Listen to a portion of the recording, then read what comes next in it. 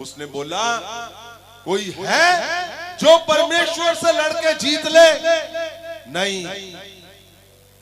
तो उसने कहा जब तुम जेलसी करते हो तो उस जेलसी वाले से कुछ नहीं लेना देना।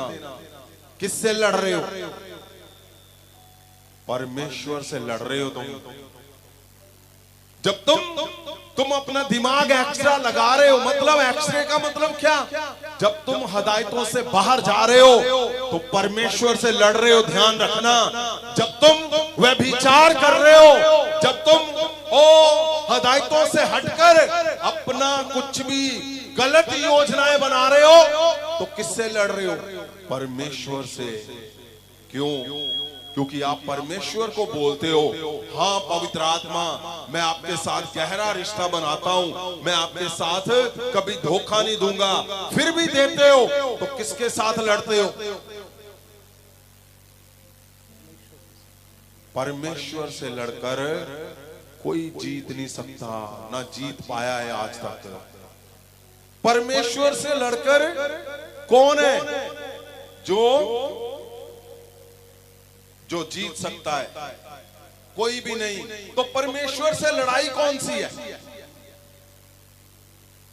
परमेश्वर से लड़ाई है जब आप गालियां निकालते हो, जब आप आपे से बाहर हो जाते हो। वो लड़ाई किसके साथ है?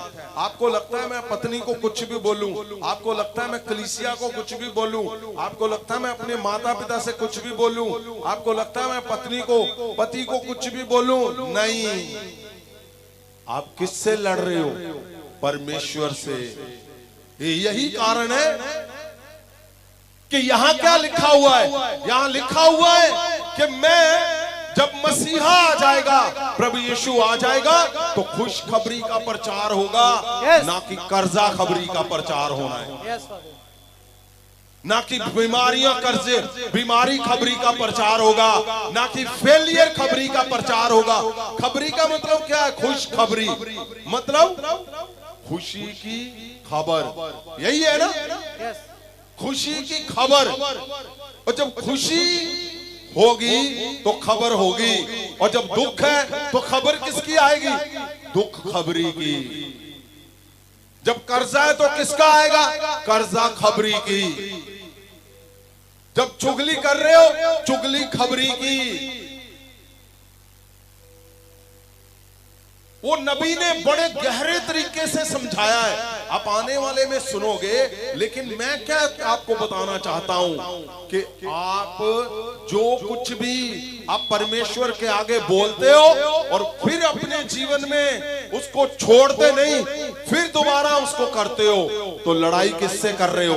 परमेश्वर से लड़ रहे हो। इसीलिए खुशखबरी नहीं आ रही, जीत की खबर नहीं आ रही। अब अगर आप परमेश्वर से लड़ोगे तो कैसे जीतोगे भाई? आपको लगता है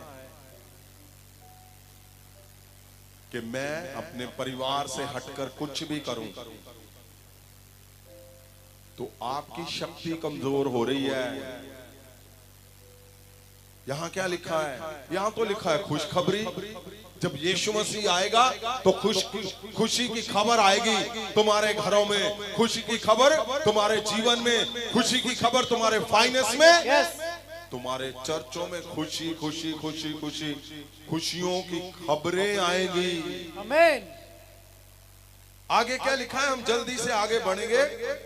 उसने मैनू इसलिए भेजा है कि मैं टुੱਟੇ ਦਿਲ ਵਾਲਿਆਂ ਦੇ ਪੱਟੀ ਬੰਨਾ ਅਤੇ ਬੰਦੀਆਂ ਨੂੰ ਛੁਟਕਾਰੇ ਦਾ ਅਤੇ ਕੈਦੀਆਂ ਨੂੰ ਹਨੇਰੇ ਤੋਂ ਛੁੱਟਣ ਦਾ ਪ੍ਰਚਾਰ ਕਰਾਂ। टूटे हुए दिलों को मैं पट्टी बांधू, यानी जहां जहां तुम्हारे परिवार, जहां जहां तुम्हारे जीवन में जो जिस हिस्से में टूटापन है, जब यीशु मसीह में तुम आ गए हो, वो अपने आप तुम्हें जुड़ता हुआ दिखेगा, अपने आप। आगे क्या लिखा है? ਤਾਂ ਜੋ ਮੈਂ ਯਹੋਵਾ ਦੇ ਮਨ ਭਾਉਂਦੇ ਸਾਲ ਦਾ ਅਤੇ ਸਾਡੇ ਪਰਮੇਸ਼ਵਰ ਦੇ ਬਦਲਾ ਲੈਣ ਦੇ ਦਿਨ ਦਾ ਪ੍ਰਚਾਰ ਕਰਾਂ ਅਤੇ ਸਾਰੇ ਸੋਗੀਆਂ ਨੂੰ ਦਿਲਾਸਾ ਦਿਆਂ। ये कौन सा, अगर आप इंग्लिश में पढ़ो ना तो लिखा है ईयर ऑफ द लॉर्ड, परमेश्वर का साल। हमारे लिए कौन सा है? यही 2026।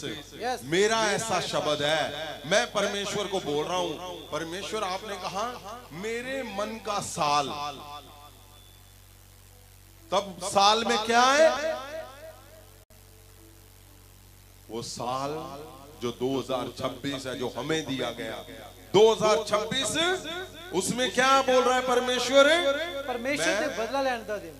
मैं तुम्हारा बदला लूंगा, उसने कहा। यस। हिंदी में लिखा पलटा करवा दूंगा।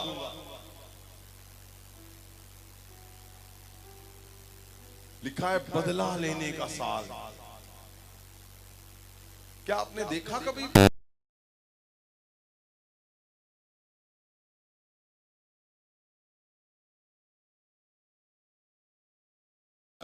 सच है, परमेश्वर सच में बदला लेता है,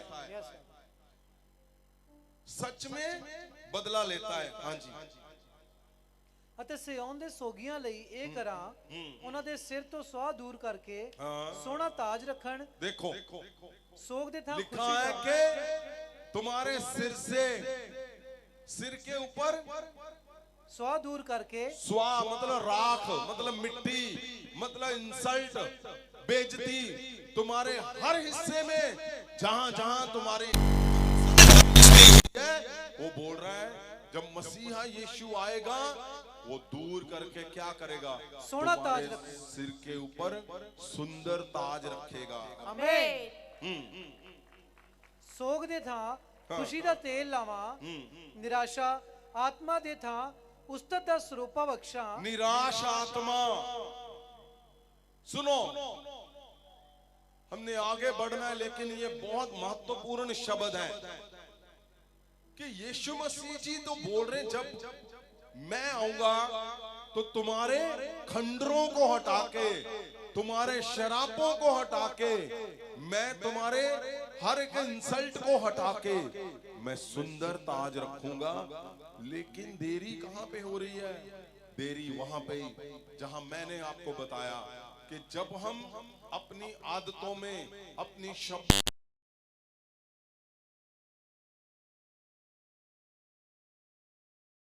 लड़ाई लड़ रहे हैं, उसी ने तो मिरेकल देना है।